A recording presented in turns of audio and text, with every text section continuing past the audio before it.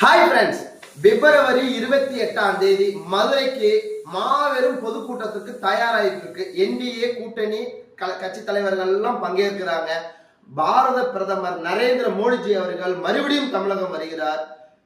First விஷயம் என்னன்னா, AIIMS பாத்தீங்கன்னா மருத்துவமனையை திறக்கிறாரு. ரெண்டாவது விஷயம் பாத்தீங்கன்னா திருப்பரங்குன்ற சாமி தரிசனம் பண்றாரு. மூணாவது என்டிஏ கூட்டணி கட்சியை வலுப்படுத்துறாரு.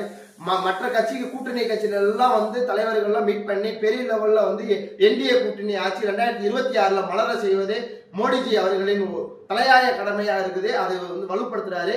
இப்ப நம்ம கூட பாத்தீங்கன்னா திருப்பூர் விவசாய அணி பொதுச் செயலாளர் இருக்காரு, அவர்கிட்ட பேசுவோம். இப்ப நம்ம 28ஆம் தேதி மோடிஜி அவர்கள் மதுரையில பொதுக்கூட்டம் பெரிய லெவல்ல பண்றாரு.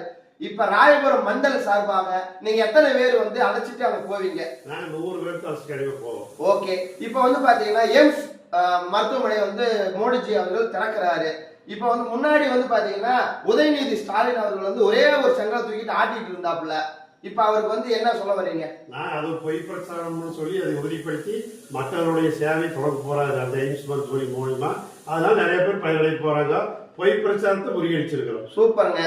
இந்த 2026ல என்டிஏ ஆட்சி மீண்டும் அமையும். திமுக ஆட்சி வீட்டுக்கு அனுப்பப்படும். திமுக ஆட்சி தீய சக்தி என்பது முறியடிக்கப்படும். ரைட்டுங்களா?